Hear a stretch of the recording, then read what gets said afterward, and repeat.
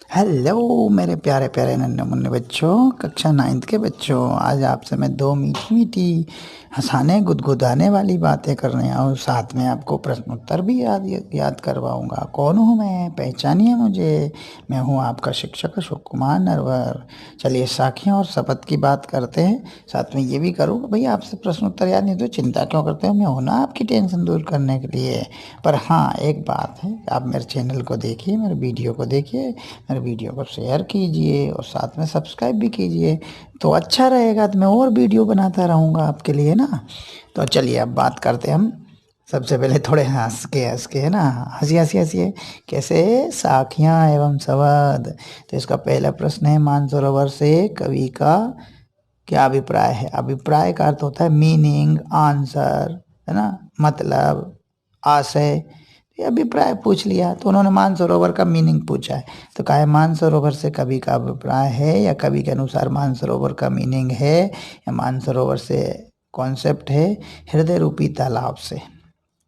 मानसरोवर जो मीनिंग दिया है या उसका अभिप्राय बताया है वो हृदय रूपी तालाब। कहाँ के तालाब से? हृदय में रूपी जो तालाब है उससे, जो हमारे मन में स्थित है। किसके मन में? आप सबके हमारे मन में स्थित है, उसी को मानसरोवर कहा है। किसने? कबीरदास जी ने। चलिए दूसरा है, आ गया ना आपको समझ में? आ चुका है, हाँ, आ गया। तो फिर ऐसी, तो कवि ने सच्चे प्रेमी की क्या कसौटी बताई है। तो कबीरदास जी ने सच्चे प्रेमी की जो कसौटी बताई वो नीचे है उत्तर में। कबीर के अनुसार या कवि के अनुसार सच्चे प्रेमी की कसौटी यह है कि यह है कि उससे मिलने पर मन की सारी मलिनता नष्ट हो जाती, मन की मैल नष्ट हो जाती, मन का मनमुटाव नष्ट हो जाता है, पाप धुल जाते हैं और सद्भावनाएं जागृत हो जाती हैं। कौन सी भावना? अच्छी भावनाएं, गुड है, इमोशंस जो है जाग जाती हैं। ये सच्चे प्रेमी की कसौटी है ना। तो ये तो बता ही दिया, आपको समझ में आया ना? नहीं आया तो बताइएगा मुझे ना।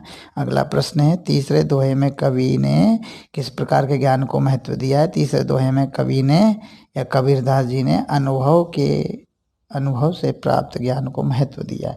अनुभव मीन्स क्या होता है? अनुभव, एक्सपीरियंस मतलब होता है जो कुछ हम महसूस करते हैं, फील करते हैं। जैसे हमने कोई काम किया हाथ से, तो हाथ से किया, उसको जो सीखा वही है अनुभव से प्राप्त ज्ञान। हमने मुंह से कुछ खाया, स्वाद से कुछ सीखा, यानी हमें ठंडा गर्म का अनुभव होता है, तो उससे जो कुछ हमने सीखा वही जो प्राप्त ज्ञान है उसी को महत्व दिया, उसी को इम्पोर्टेंस दिया। इसमें कठिन क्या है? तीसरे दोहे में कवि ने अनुभव से प्राप्त ज्ञान को महत्व दिया है, इम्पोर्टेंस दी है, एक्सपीरियंस के नॉलेज को। इस संसार में सच्चा संत कौन कहलाता है? इस संसार में, हाँ, किस संसार में? जिसमें हम रहते हैं उसी संसार में। सच्चा संत यानी सत्य बोलने वाला, सच के रास्ते पर चलने वाला, वही सच्चा संत है। वह कौन है? जो सांप्रदायिक भेदभाव नहीं करता, यानी यह संप्रदाय अच्छा है, हिंदू अच्छा है, मुस्लिम संप्रदाय अच्छा है, या मुस्लिम बुरा हिंदू अच्छा है, हिंदू बुरा मुस्लिम अच्छा है, ऐसा नहीं। तर्क वितर्क नहीं, ये सही है ये गलत है ये नहीं करते। बैर भाव या बैर विरोध नहीं करते, बैर दुश्मनी विरोध किसी का नहीं करते, झगड़े में नहीं पड़ते, झगड़े में ना पड़कर निश्चल, जिसमें कोई छल कपट ना हो, ऐसे भावना से युक्त प्रभु की भक्ति में लीन रहता है। निश्चल भाव से युक्त प्रभु की भक्ति में लीन रहता है। कौन रहता है? सच्चा संत रहता है, उसी को सच्चा संत इन्होंने कहा है। किसने कहा है? कबीरदास जी ने। ठीक है, तो ये यहाँ पर बातें अपनी आई हैं। चलिए आगे चलते हैं। आगे कहा उन्होंने अंतिम दो दोहे के माध्यम से, अंतिम दो दोहे के माध्यम से कबीर ने किस तरह की संकीर्णता की ओर संकेत किया। अंतिम दो दोहों के माध्यम से कबीर ने निम्नलिखित संकीर्णताओं की ओर संकीर्णता माना ओछी मानसिकता, नीच मानसिकता, बुरी मानसिकता को कहा है कि जो सिर्फ अपने अपना चाहे, दूसरों से कोई मतलब नहीं, अपना काम बनता भाड़ में जाए जनता, ऐसे जो बोले वो होता है संकीर्ण मानसिकता वाला, छोटी मानसिकता का वाला जो व्यक्ति होता है। मानसिकता माने विचारों वाला, है ना। अपने अपने मत को श्रेष्ठ मानने की संकीर्णता नहीं। मेरा मत, मेरा विचार, मेरी बातें सही है, दूसरे की बेकार है, ये कहते हैं अपने अपने मत को श्रेष्ठ मानना। ये भी बुरी बात, इसी को कहा संकीर्णता, यानी मन की बुरी सोच को संकीर्णता कहा। दूसरे के धर्म की निंदा करने की संकीर्णता, दूसरे का धर्म बुरा है मेरा अच्छा है, इसकी भी संकीर्णता होती है, इसको भी कहा कि ये भी बुरी चीज़ है। ऊंचे कुल के अहंकार में जीने की संकीर्णता को मैं तय तो ऊंची जाति में ऊंचे कुल में जन्म लिया है, मैं को अमीर घर में जन्म लिया हूँ, इसलिए मैं अहंकार में रहूँगा, अहंकार में जीऊँगा, ये भी एक संकीर्णता है। ऐसा उन्होंने कहा है कबीरदास जी ने। किसी भी व्यक्ति की पहचान उसके कुल से होती है या उसके कर्मों से? तर्क सहित उत्तर दीजिए। किसी भी व्यक्ति की पहचान उसके कुल से होती है या उसके कर्मों से होती है? तर्क सहित उत्तर दीजिए। तो इसका उत्तर इस प्रकार है। क्या है? देखिए, ऐसी अजीब सी बात है कि मैं इसलिए कर रहा हूँ आपको जल्दी समझ में आ जाए। चलिए, किसी भी व्यक्ति की पहचान उसके कर्मों से होती है। बिल्कुल, वो जैसे अच्छे काम करेगा तो उसकी पहचान है, बुरे करेगा तो बुरी पहचान है। वो अच्छे काम करेगा तो प्रसिद्ध है, ख्यात है, विख्यात है, बुरे कर्म करेगा तो कुख्यात है। आज तक हजारों राजा पैदा हुए और मर गए। हजारों राजा पैदा हुए और मर गए, परंतु लोग उन्हें जानते हैं। क्यों जानते हैं? कहीं ना कहीं उन्होंने अच्छे कर्म किए। राम कृष्ण बेह राम कृष्ण बुद्ध महावीर आदि, इन्हें इसलिए जाना गया है क्योंकि ये केवल कुल के से ही ऊंचे नहीं थे। इन्हें इसलिए जाना गया है क्योंकि ये केवल कुल से ही ऊंचे नहीं थे, बल्कि इन्होंने ऊंचे कर्म भी किए हैं। इनके विपरीत कबीर सूर तुलसी, युलसी नहीं है, तुलसी है। युल या की जगह ता कर लेना ना। तुलसी बहुत सामान्य घरों से पैदा हुए, गरीब घर। ये युलसी है ना, ये तुलसी है। घरों से थे, घरों में पैदा हुए थे। इन्हें बचपन में ठोकरें खानी पड़ी। खा खरगोश का नहीं है, कहानी नहीं होना चाहिए, खानी पड़ी। परंतु फिर भी वे अपने श्रेष्ठ कर्मों के आधार पर संसार भर में प्रसिद्ध हो गए।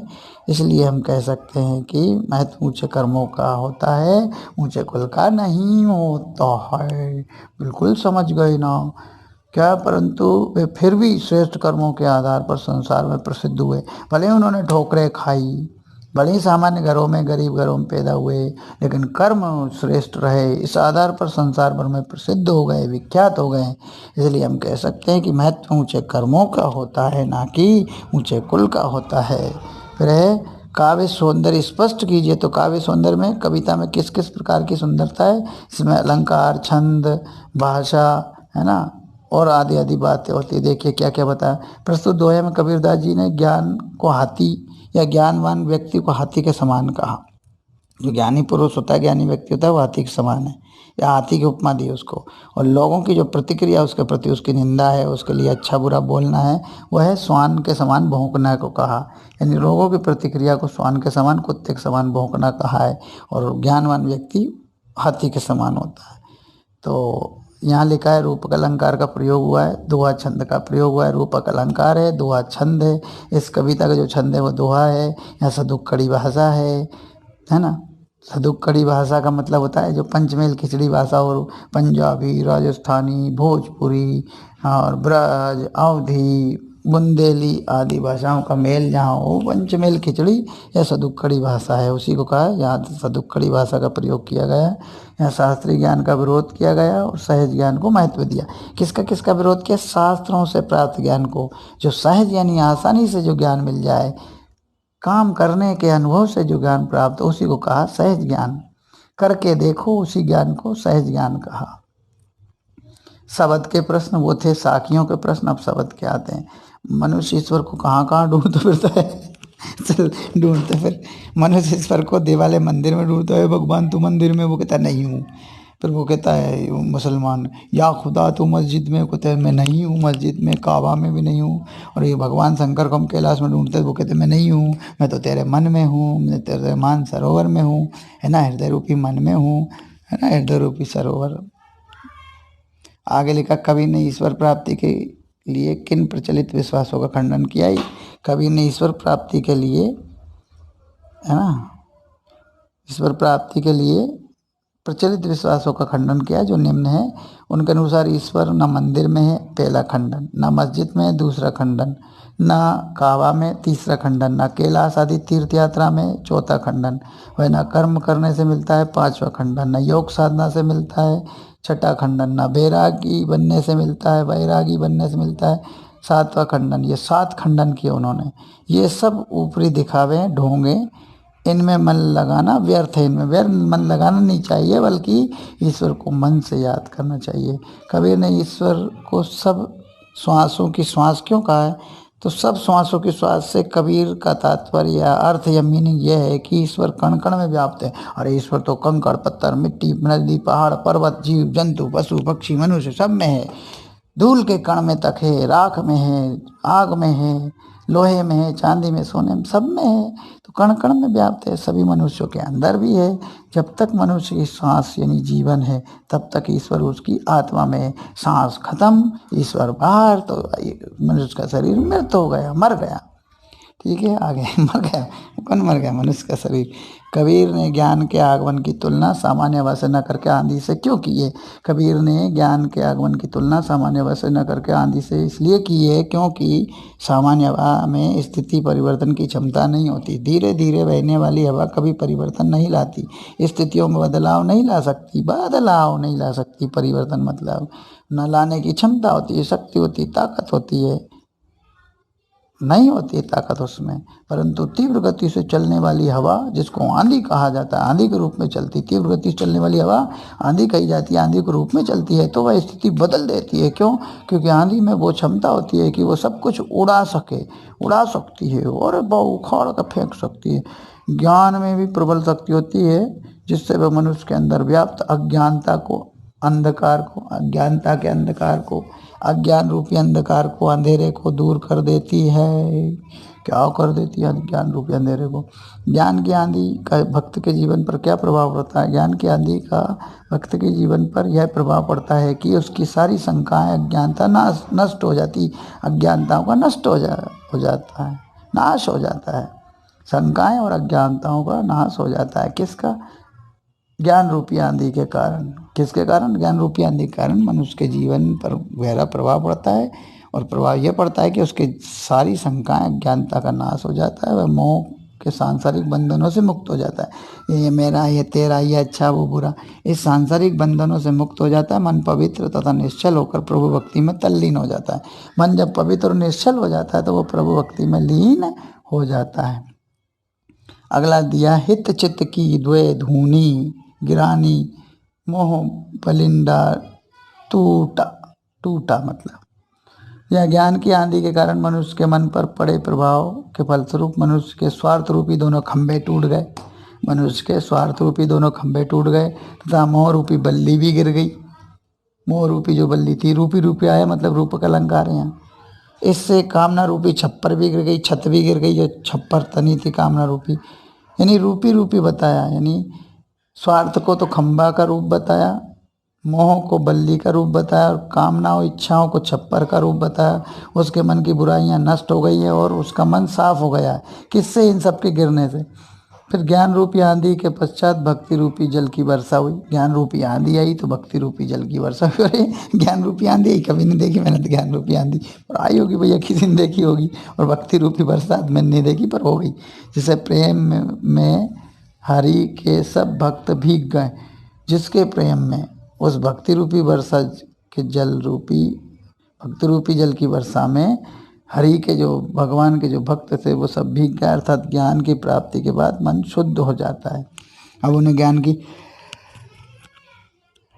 प्राप्ति हो गई, उससे मन उनका शुद्ध हो गया। अगला है, संकलित साखियों के आधार पर कबीर के धार्मिक और सांप्रदायिक सद्भाव संबंधी विचारों को स्पष्ट कीजिए, प्रकाश डालिए। कबीर ने अपने विचारों के द्वारा जनमानस की आंखों कबीर ने अपने विचारों द्वारा जन के मानस पर, मस्तिष्क पर, और जनमने लोगों के मानस पर, मस्तिष्क पर, लोगों के आंखों पर धर्म और संप्रदाय के नाम के जो पर्दे पड़े। देखिए, मनुष्य की एक तो लोगों के मस्तिष्क, लोगों की आंखों पर धर्म और संप्रदाय के नाम के दो पर्दे पड़े हैं, उन्हें खोलने का प्रयास किया है। किसने किया है? कबीर ने किया है। किसके द्वारा किया? अपने विचारों द्वारा। उन्होंने हिंदू मुस्लिम एकता का समर्थन किया कि हिंदू मुस्लिम एक रहें। धार्मिक कुप्रथाओं जैसे मूर्ति पूजा का विरोध किया है। धार्मिक कुप्रथा जैसे मूर्ति पूजा का विरोध किया है। ईश्वर मंदिर, मस्जिद तथा गुरुद्वारे में नहीं होते। ईश्वर कहाँ नहीं होते? मंदिर, मस्जिद, गुरुद्वारे में नहीं होते। फिर कहाँ होते हैं? वो बल्कि मनुष्य की आत्मा में होते, मनुष्य की आत्मा में व्याप्त है। अच्छा, आपको पता है? अच्छा, आपने बता दिया, हमें पता चल गया, नहीं तो हमें ही पता नहीं था। हे कबीरदास जी, आपने बहुत अच्छा बताया कि पहले तो मनुष्य के मस्तिष्क पर, दिमाग पर और आंखों पर जो धर्म और संप्रदाय के पर्दे पड़े थे उन्हें खोल दिया। चलो खोल दिया, उससे क्या हुआ? हिंदू मुस्लिम एकता का समर्थन भी आपने किया और धार्मिक कुप्रथा जैसे मूर्ति पूजा करने का विरोध किया। किसने किया? कबीरदास जी ने। अब भैया आपने तो कर दिया, हम नहीं कर सकते। ईश्वर मंदिर, मस्जिद, गुरुद्वारे में नहीं मिलते, फिर कहाँ मिलते हैं? आप बताओ। तो वो कहते हैं कि बल्कि मनुष्य की आत्मा में मिलते हैं, मनुष्य की आत्मा में व्याप्त है। कबीर ने हर एक मनुष्य को किसी एक मत, संप्रदाय, धर्म आदि में ना पढ़ने की सलाह दी। उन्होंने कहा किसी धर्म को मत मानो, संप्रदाय और मत किसी को भी मत मानो, यही सलाह मैं देता हूँ। किसने कहा? कबीरदास, हे मनुष्य सुनो, मैं सलाह देता हूँ तुम्हें, तुम मत, संप्रदाय, धर्म आदि में मत पड़ो। ये सारी चीज़ें मनुष्य को राह से भटकाती हैं। ये कबीरदास जी ने कहा कि ये सारी चीज़ें मनुष्य को राह से भटकाती हैं तथा बंटवारे की ओर ले जाती हैं। अच्छा, बांट देती है हिंदू मुस्लिम सिख ईसाई में? हाँ भाई, बांट देती होंगी। अतः कबीर के अनुसार हमें इन सब चक्करों में नहीं पड़ना चाहिए। मनुष्य को चाहिए कि वह निष्काम, यानी बिना इच्छाओं के, निष्काम माने काम, माने कामना, निस माने नहीं, बिना इच्छाओं के तथा निष्फल भाव से, निश्चल माने बिना छल कपट के भाव से, भावना से प्रभु की आराधना करे। निम्नलिखित शब्दों के तत्सम रूप लिखिए। पकापकी माने पक्ष विपक्ष, अनंत माने अन्यत्र, जोग माने योग, जागृत जुगति युक्ति, वैराग वैराग्य, निरपक्ष निष्पक्ष, आदि आदि ये थे। अब इस पार्ट का पूरा हो गया है वीडियो, जरा देखिएगा। नन्हे मुन्ने प्यारे प्यारे, जरा हंस दीजिए। आप इस वीडियो को देखिएगा, शेयर कीजिएगा और सब्सक्राइब